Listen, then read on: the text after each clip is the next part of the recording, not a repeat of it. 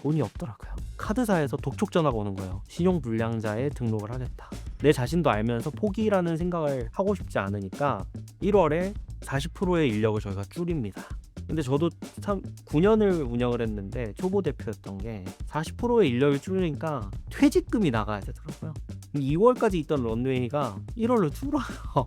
차를 타고 집에 가면 눈물이 흐르는 거예요. 한 번도 그런 적이 없는데 이거를 너무 갑갑한 거죠. 이거 안 될 걸 아는 거죠.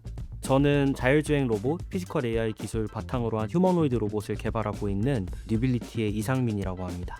뉴빌리티는 약 400대 규모의 로봇을 실시간으로 운영하고 있어서 국내에서는 가장 많은 로봇 서비스를 제공하고 있는 로봇 기업이라고 말씀을 드릴 수 있을 것 같고요. 자율주행 배송 로봇, 순찰 로봇, 또 휴머노이드 로봇까지 제품군을 확대하면서 카메라 기반의 피지컬 AI 기술들을 연구 개발하고 상용화하는 회사라고 말씀드리면 좋을 것 같습니다. 저는 사실 꿈이 별로 없었어요. 사실 중학교 1학년, 2학년 때 꿈이 별로 없었는데 계속 뉴스에 나로우에 대한 얘기가 나왔습니다. 왜냐하면 잘 아시다시피 나로우가 한 번만에 성공한 발사체가 아니라 3번 만에 성공한 발사체여서 2013년에 나로우가 성공을 하면서 저런 거를 뭔가 해보고 싶다 뭐 이런 생각들이 제 마음속에 들기 시작하고 꿈틀꿈틀 거렸던 시기였던 것 같아요. 그래서 그때부터 제가 수학과 과학을 공부하기 시작했습니다. 잠을 막 정말 줄여가면서 공부를 열심히 했는데 저는 근원적으로 흔들리기 시작한 게 내가 고등학교 3학년 거까지 거의 다 해놨는데 나는 항공우주를 모르겠는 거예요. 이거는 뭔가 내가 입학만 한다고 해결될 문제가 아니다. 정말 이 분야를 더 깊게 공부해야만 내가 알 수 있는 문제다라는 걸 깨닫기 시작하면서 제 고등학교 2학년부터의 모든 시간이 우주를 공부하는 걸로 바뀌었습니다. 페이스북 페이지를 제가 결성을 해서 항공우주를 좋아하는 고등학생 모임을 만들었는데 어느 순간 목표가 나사의 대회를 나가보자 이렇게 되게 됩니다. 나사 대회를 나간 한 4-5명이 있는데 이 친구들 매일 뉴스를 찾아보니까 우주 정거장에서 화장실이 고장 나가지고 우주인들이 제일 싫어하는 게 화장실 가는 거래요. 그래서 저희가 이거 언제 만들었지 보니까 1969년 아폴로 우주 탐사할 때 만들었더라고요. 그러니까 거의 50년 동안 우주 변기 만들어 놓고 그대로 쓰니까 계속 변기가 고장이 나는 거죠. 그래서 우리는 다른 문제는 모르겠고 우주 화장실의 문제를 해결해보자 이렇게 시작이 된 겁니다. 그래서 설계도를 받아봤더니 우주 변기 하나 만드는데 부품이 한 4만 개 정도 들어가요. 4만 개. 자동차 부품이 4만 개요. 4만 개. 그리고 우주 변기를 어떻게 사용하냐면 소변과 대변을 따로 봐요. 소변은 깔때기 같은 거에 보고 대변은 대변으로 보고 이렇게 분리를 해야 되는데 인체의 신체 고수는 그게 쉽지가 않습니다. 그걸 훈련해야 돼요. 배변 훈련을. 소변과 대변을 같이 보면서도 분리해내려면 어떻게 해야 될까? 하루 종일 몇 달을 고민했는데 저희의 솔루션은 피를 뽑으면 원심 분리기에다 넣잖아요. 그러면 액체는 중간으로 모이고 고체가 겉으로 빠지거든요. 빨리 돌리면. 그러면 원심 분리기 정도의 속도가 보장이 될 수 있다면 고체는 겉에 있을 것이고 액체는 중간으로 올 것이니까 물의 유속이 빨라야겠네. 물의 유속이 빨라지려면 우주 변기의 모양이 나선형 모양이어야겠네 라는 데에서 힌트를 얻은 거예요. 그래서 변기의 모양이 유속을 유지해 줄 수 있는 나선형의 모양이고 초기에 물을 줄 수 있는 펌프 시스템만 있으면 우주 변기를 다시 만들 수 있겠다 라는 게 저희의 컨셉이었어요. 그래서 저희가 막 배워가면서 지역학도 배우고 연력학도 배우고 3D 설계도 배워서 만들었는데 되는 거예요. 그렇게 해서 그 대회에서 저희가 아주 극적으로 1등을 합니다. 그렇게 해서 상을 타고 나사에서 국제우주정거장에 올라가 있는 우주인들이랑 화상으로 연락할 수 있게 해주고 프로토타입을 우주에 보내주겠다. 그 모든 제안을 다 받고 저희가 상을 수상하게 됐습니다. 대학교 내에서 또 동아리를 만들게 됩니다. 하고 싶은 거를 하는 동아리, 내가 만들고 싶은 걸 만드는 그런 동아리를 대학교 가서 만들었는데 로켓을 만들자 하는 친구들이 있었습니다. 처음에는 각자 돈 월에 10만원씩 내고 20만원씩 내고 해서 했는데 로켓을 만들면 만들수록 돈이 계속 더 들어가는 거예요. 처음에 10만원을 시작한 게 50만원 들고 100만원 들고 200만원 들고 1000만원이 드니까 주말에는 올림피아드 학생들 과외해서 그 돈을 벌어서 우리가 월화수목금을 이렇게 하고 전기 공사하러 가는 공사장에 가서 일을 하고 게임 같은 걸 조금 만들어가지고 게임을 이렇게 팔고 그것도 몇 달 하니까 저도 몸이 힘들고 다 심리적으로 힘들어지니까 어떤 논의를 하냐면 이 동아리를 그만할지 아니면 진짜 제대로 할지 이 얘기를 하게 됩니다.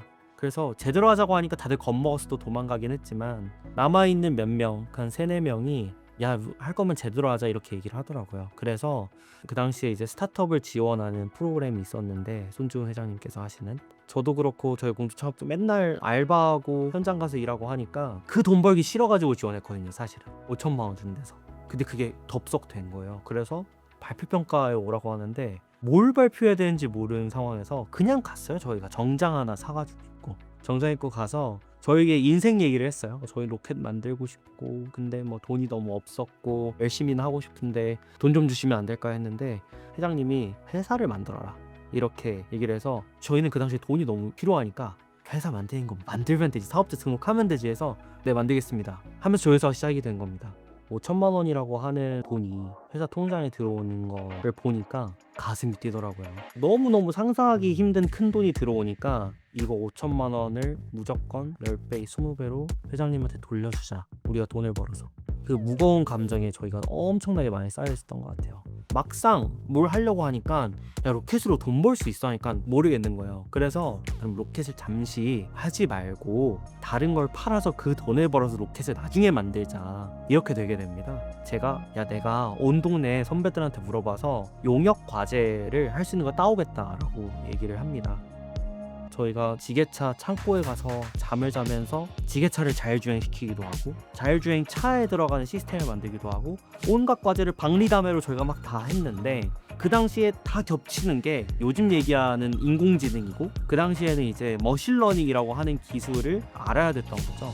알파고가 바둑을 이제 이세돌과 두고 있었던 시점이었는데 저랑 저희 공동창업자들은 그렇게 생각했던 것 같아요. 아, 이게 뭔가 큰 게 될 것 같다. 이 머신러닝 분야의 전문가는 뭔가 없을 것 같다. 왜냐면 이건 태동하는 분야니까 우리가 그냥 시작만 하면 전문가일 것 같다라는 아주 추상적인 그런 어떤 생각들을 했었고, 야, 일단 모르겠지만 다 머신러닝 공부를 하자, 그런 함의가 서로 있었어요. 그래서 법인이라고 하는 걸 만들려고 보니까 이름을 지어야 되는데 그 머신러닝의 핵심이 신경망이다. 그래서 신경망으로 새로운 어떤 능력을 부여하자라고 해서 뉴로사이언스에 뉴를 넣자, 그리고 어떤 어빌리티 할지는 아직 정해지지 않았으니까 추상적인 어빌리티를 넣어놓자 해서 뉴빌리티로 하자라고 하게 됩니다. 그 투자를 받고 법인이라고 하는 거를 만든 게 2017년 10월 26일이었고 그게 저희 뉴빌리티라고 하는 회사의 시작이라고 말씀드릴 수 있겠습니다. 그 시간이 벌써 2017년 10월에 첫 투자 받고 19년 1월이 되니까 돈이 없더라고요. 카드사에서 독촉 전화가 오는 거예요. 돈이 밀렸으니 신용불량자에 등록을 하겠다. 공동창업자한테 물어봤어요. 우리가 거의 1년 정도의 시간을 투자를 했는데 그 어떠한 성과도 없다. 어떻게 하는 게 좋겠냐 했는데 그 친구는 이미 번아웃이 와 있는 거예요. 번아웃이 와서 너무 미안했어요. 그래서 지금 와서 말씀드리면 되게 느끼한 말인데 호랑이도 죽으면 가죽 남기는데 우리 남긴 게 없으니까 나한테 기회를 딱 한 번만 더 줘, 이렇게 얘기를 했어요. 제가. 그래서 그날 밤부터 제가 뭐 하냐면 구글에 스타트업 투자 관련해서 검색했더니 국내 스타트업 투자 1위부터 10위 기반이 이렇게 뜨더라고요. 대표 이메일이 있잖아요. 그 한 10개 20개를 제가 쭉 모아가지고 그간 1년 동안 한 거를 써서 보냈는데 메일이 딱 하나 온 거예요. 안녕하세요, 퓨처플레이입니다. 저희가 만나보고 싶은데 빠른 시기에 가능하실까요? 이렇게 해서 당연히 가능하다. 그렇게 해서 미팅을 했는데 정말 극적으로 추가 투자를 받게 됩니다. 이런 과정을 거치면서 이 생각이 들었어요. 그 햅틱 기술을 하는 데 있어서 제일 중요한 게 영상 처리였거든요. 영상에 대한 변화를 탐지해 햅틱으로 전달할 수 있어서 이 영상 처리 기술을 바탕으로 해서 자율주행의 핵심인 치귀라고 해서 지도를 만들고 위치를 잡는 기술들을 만들자. 그러면 이 기술이 어디에 필요할까를 고민했을 때 드론, 자동차, 로봇 이 세 가지라고 생각을 했고 자율주행 차는 현대차가 생각나는 거야. 드론은 그 당시에 중국이 너무 이 분야를 다 장악하고 있어서 그러면 로봇을 볼까라고 했는데 로봇은 유일하게 대기업이 없는 거예요. 그 당시에 시가총액 1조를 넘는 로봇 회사가 거의 없었어요. 그래서 이 분야를 해야겠다라는 게 저희의 피벗의 마지막이었고 시작이었다고 보시면 될 것 같습니다. 로봇을 이제 실질적으로 제작하기 시작을 했는데 그전에는 로켓 만들었었잖아요. 그런 얘기들을 합니다. 로켓 사이언스는 되게 어려운 문제여서 로켓 사이언스를 하는 사람들 다 할 수 있어 뭐 이런 얘기를 하는데 막상 시작을 해보니까 로봇의 바퀴를 설계해야 되는데 서스펜션의 유격 때문에 로봇이 조금만 주행하면 이렇게 왼쪽 끝으로 가 있는 거지. 직진을 하고 있는데. 그리고 카메라가 너무 많아지니까 저희도 상상도 못했던 EMI 이슈라고 전자파가 계속 나와서 간섭이 되는 거예요. 이 카메라의 영상에 전자파가 들어가가지고 이 카메라의 영상 정보가 나오지 않게 되는, 저희가 한 번도 겪어보지 않은 문제니까 이제 전자파 차폐 기술부터 시작해서 서스펜션, 그리고 댐퍼를 어떻게 하면은 일렬로 설계해서 로봇이 일자로 갈 수 있게 하는지, 양산은 어떻게 해야 되는지, 다이캐스팅 금형은 어떻게 파야 되는지, 싼 거를 선택해야 되는지, 품질 좋은 거 선택해야 되는지, 정말 너무 많은 문제를 해결해야 되는 거예요. 그래서 저의 결론은 첫 번째, 공동 창업자들이랑 맨날 공부하자. 그냥 공장 가서 구르자. 모르면 그냥 해보자. 이래도 안 되면 우리의 문제를 해결할 수 있는 사람을 어떻게든 모셔오자 라고 해서 저희 공동 창업자랑 저는 항상 했던 게 하루 종일 공부하는 거. 공부할 게 너무 많아서 하루 종일 무슨 독서실 온 것처럼 공부만 했어요. 유튜브 보고 전화하면서 공부하고 물어보면서 공부하고 현장 가서 보면서 공정에 대해서 공부하고 커피챗 하자 그래서 저희 문제는 이런 건데요. 어떻게 해결할 수 있을까요? 좀 도움 좀 주세요. 이거 하느라 시간을 계속 보냈습니다. 그래서 거의 한 반년을 하니까 오시는 분들이 문제를 하나씩 해결해주고 고민을 계속 나누니까 기술에 대한 컨셉, 방향성, 어떻게 가야 되는지 이런 부분들이 하나하나씩 마치 퍼즐 맞히듯이 조금씩 맞춰지기 시작하더라고요. 결국엔 제가 깨달았던 부분은 어떤 사업이든 장에다가 손을 담궈야 한다. 수영장에 뛰어들어야만 죽기 싫어서 막 헤엄치다가 수영을 배우는 것처럼 그 과정을 무조건 해야 되는구나 라고 생각해서 어느 순간에 되게 의연해졌어요. 아, 오케이, 또 시작이구나. 오케이, 한번 공부해볼까? 뭐 이런 생각을 하면서 문제 해결에 되게 덤덤해졌던 것 같아요. 제 자신과 저희 팀이. 제가 가장 마음적으로 힘들었던 거는 투자를 스타트업들은 받아야 되는데 규제 이슈가 되게 크리티컬 하거든요. 투자 받을 때 대표님 이 규제 어떻게 해결할 거예요? 근데 사실은 그런 질문을 받으면 속으로는 규제를 내가 풀 수 있나? 이런 생각이 들죠. 이런 생각은 들지만 뭐 사실 스티브 잡스의 Think Different라고 하는 단어를 되게 좋아하는데 생각의 전환이 되게 중요한 것 같아요. 규제가 있으면 규제를 탓하고 규제가 문제다라고 얘기할 시간에 이 규제가 왜 해소돼야 되고 그 해소가 되기 위해서 저는 오히려 일을 더 벌렸던 것 같아요. 이게 무슨 소리냐면 규제가 안 풀리면 망한다. 그렇기 때문에 무조건 풀어야 된다. 근데 규제를 풀려면 시민들이 이 로봇이 필요하다라는 거를 인지할 수만 있으면 된다고 생각을 해서 저는 오히려 샌드박스에서 미친 척하고 로봇을 100대를 까는 모험을 해보자. 그러면 샌드박스를 운영하시는 분들이나 시민들도 오오오 한두 대만 하세요. 100대 하시면 어떡해요. 규제가 풀린 게 아닌데 이런 얘기를 하거든요. 근데 역설적으로 저는 계속 그런 질문을 드렸어요. 규제 샌드박스를 운영하는 취지가 데이터를 보기 위해서래요. 데이터를 보고 이게 진짜 실효성이 있는지를 판단을 해야 되는데 제가 그 당시 말씀드린 거는 고속도로를 깔아놨는데 차가 한 대만 다니면 사고가 절대 안 난다. 근데 고속도로에 차가 10만 대 다니면 사고가 난다. 그러면서 법규가 생기고 제한이 생기는데 고속도로에 차 한 대 다니면 어떠한 데이터를 들어도 안전하다라는 답밖에 안 나온다. 그러니까 앞뒤가 뭔가 잘못된 거죠. 데이터는 필요한데 데이터는 수집을 못하는 상황이에요. 한 대로 해야 되니까. 그렇기 때문에 역설적으로 100대 1000대 우리가 운영하겠다. 그러면 소비자들이 로봇이 필요하네 라는 인식을 갖게 될 거고 그 인식을 갖고 있으면 법을 풀기 훨씬 더 편하신 거 아니냐 라고 말씀드렸더니 그러면 좀 안 될 것 같은데요? 이런 얘기를 하는 거예요. 그래서 저는 생각을 했죠. 그럼 법의 문제를 푸는 동안 가만히 있을 것이 아니라 법적인 문제가 없는 사유지부터 로봇 서비스를 상용화시킬 수 있는 방법을 볼까? 사유지 시장에서 빠르게 상용할 수 있는 것은 보안 순찰 로봇 시장에 진출하는 것이다 라고 생각을 해서 순찰 로봇을 먼저 팔기로 결정을 하고 순찰 시장을 개화시키는 과정을 거치게 됐습니다. 사실은 유빌리티나 또 로봇을 하는 모든 사람들이 인정할 수밖에 없는 하나는 2020년, 21년, 코로나 22년을 지나면서 사람들이 거의 처음으로 우리 삶 속에 로봇이 필요하다라는 거를 인지하게 됐어요. 왜냐하면 코로나를 거치면서 사람이 부족해지고 비대면이 강화되고 하면서 최초로 사람 대신해서 로봇이 일을 해야 되네, 그리고 일을 시켰더니 나쁘지 않네, 이런 인식이 생겼던 것 같습니다.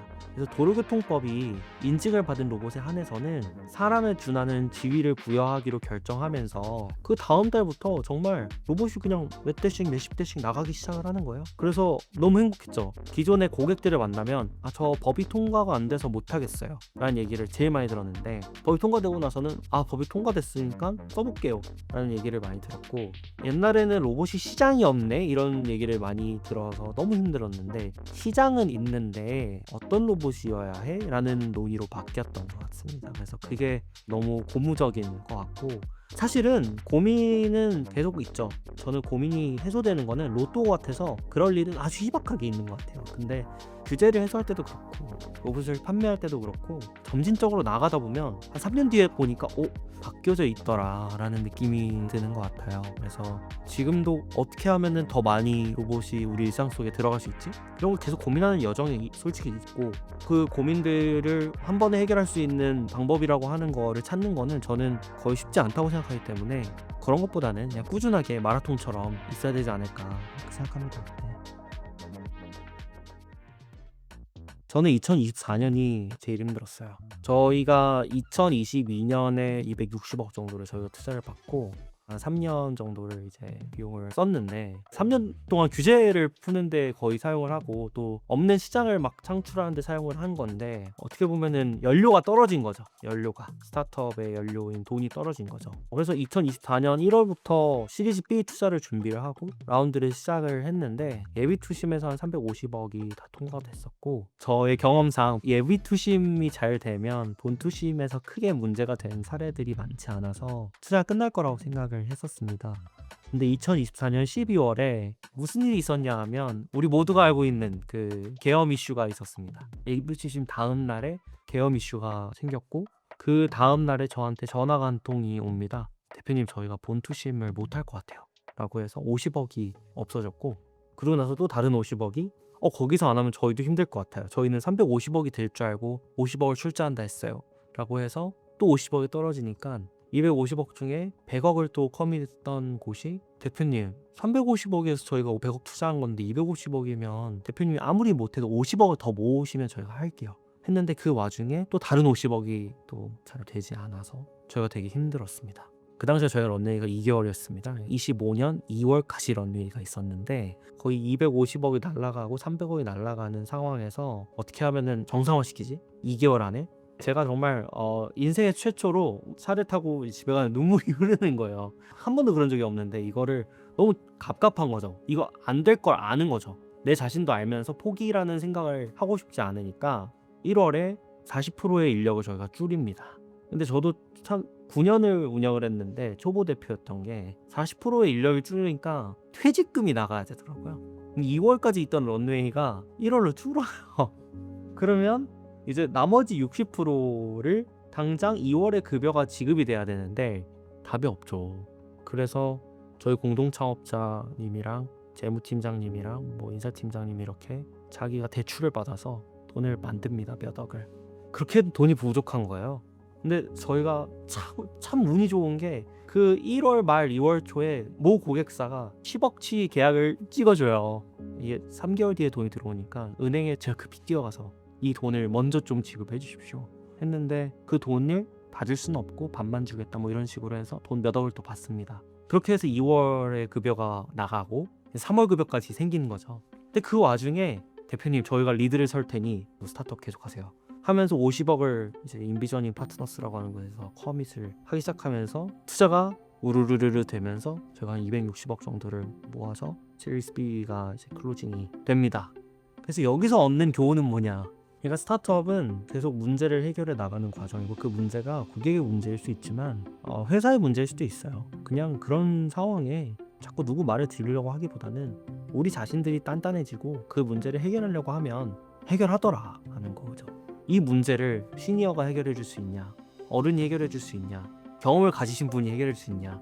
전 이 경험을 가진 사람이 없었다고 생각해요. 이 업에서 문제를 해결할 수 있는 사람은 창업자와 팀밖에 없다. 누구나 아는 문제들은 선배가 해결할 수 있고 조언을 통해서 해결이 되는 여력이 있지만, 결국에 내 사업의 문제는 대표와 그 회사의 구성원들이 같이 해결해 나가는 게 유일한 해답이다, 이렇게 생각합니다. 그래서 저는 오히려 무슨 얘기 너무 하고 싶었냐면, 우리가 생각하는 어른들 말 너무 듣지 말자. 그거에서 해답이 별로 없더라. 내가 상상한 건 내가 해결해내야 되는 거고, 결국 이 문제의 해답은 결국에 우리 자신들만이 해결할 수 있다. 그래서 부딪히고 깨지는 거를 무서워하면 안 되고 그냥 그거를 즐겨야 되고, 그냥 문제가 생기면 오케이, 나한테 또 미션이 떨어졌구나. 어떤 상황이 있더라도 포기만 안 하면 그 속에 길이 있는 거고 교훈이 있으니까 그거를 그냥 포기하지 않고 잘하면 좋을 것 같아요. 저는 그 얘기를 하고 싶었습니다. 저가 제일 어려웠던 질문은, 대표님 5년 뒤의 꿈이 뭐예요? 10년 뒤의 꿈이 뭐예요? 3년 뒤에는 어떤 사업을 하고 있을 것 같아요? 이런 질문을 주면 솔직히는 저도 모르겠어요 라고 얘기를 해요. 제 경험에서는 앞으로 한 달 뒤의 계획도 잘 안 맞거든요. 사실 막 비저너리하게 꿈을 갖고 뭐 10년 뒤에는 100억을 벌 거예요, 20년 뒤에는 1조의 뭐 자산가가 될 거예요, 이런 꿈보다는 그냥 이번 주의 일, 그리고 오늘에 계획했던 일을 잘 수행해 나가고 내가 구성원들한테 혹은 대외적으로 얘기하고 다니는 그 계획들을 잘 지켜나가면 5년 뒤에 돌아봤더니 그 계획이 잘 지켜져 있더라라는 거죠. 규제를 풀었을 때도 규제 해소 로드맵이 2029년에 들어있었어요. 사실 2024년에 풀렸거든요. 근데 그게 어떻게 보면은 꾸준하게 오늘을 목소리를 냈기 때문이라고 생각이 되는 것처럼, 그냥 오늘 내일 정말 열심히 살고 싶어요. 그냥 뭐 대단한 꿈보다는 그냥 꾸준하게 마라톤이다 생각하고 천천히 가든 빠르게 가든 막 버스에 흔들리지 않았으면. 버스가 너무 많아요. 하다 보면 막 누가 얼마 투자받았다, 누구는 뭘 했다, 누구는 뭘 했다, 그런 거에 너무 매몰되기보다는 그냥 내가 하고 싶은 일 하다 보면 사람은 다 답을 찾더라. 1000억짜리 회사는 무의미한가요? 3000억짜리 회사는 무의미한가요? 따지고 보면 상장된 회사 1조 안 되는 회사도 엄청나게 많습니다. 반도 안 되는 걸로 알고 있어요. 그런 게 중요한 게 아닌 것 같아요. 그냥 그런 버스에 자꾸 흔들리지 않았으면 좋겠어요.